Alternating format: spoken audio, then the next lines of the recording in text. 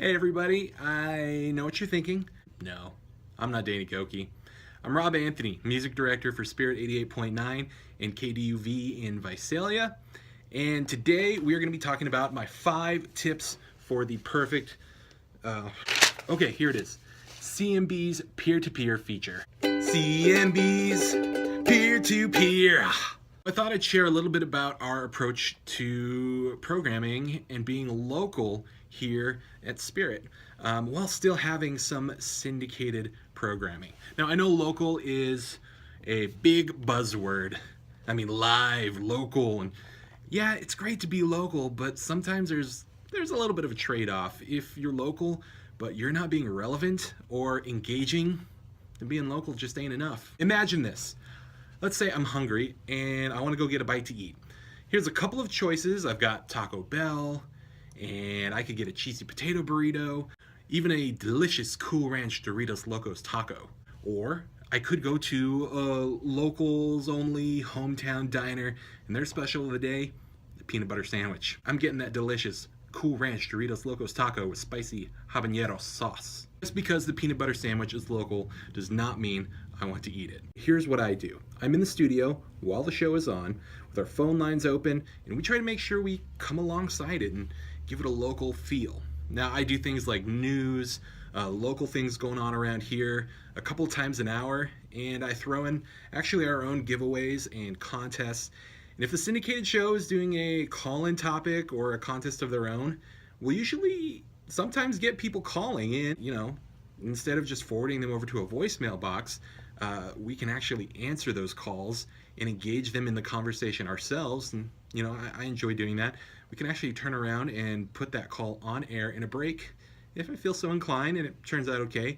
That way, our listener, person here who calls us, they get a shot at being interacting with the morning show, and they get to hear their voice on air. Those are things that you oftentimes miss when you have a syndicated show. You could even listen ahead and schedule posts on Facebook or Instagram that actually parallel. So if I know there are breaks coming in the next hour, I can go post it on our social media. Something like this. Our local morning show wants to know, is the Cool Ranch Doritos Locos taco from Taco Bell any good?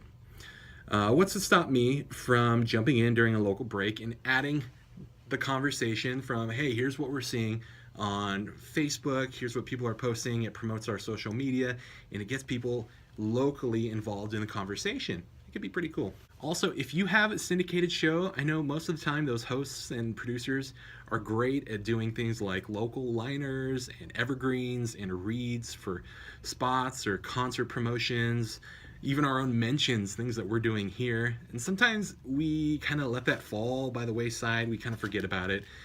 We should really be getting those as often as we can. And really, this is a reminder for myself because I miss out on that a lot. Make their hosts a regular voice on our station, talking about our own stuff, and it sounds really good on air. And it can actually get away from being that station that just airs a syndicated show that doesn't know anything about me or my community.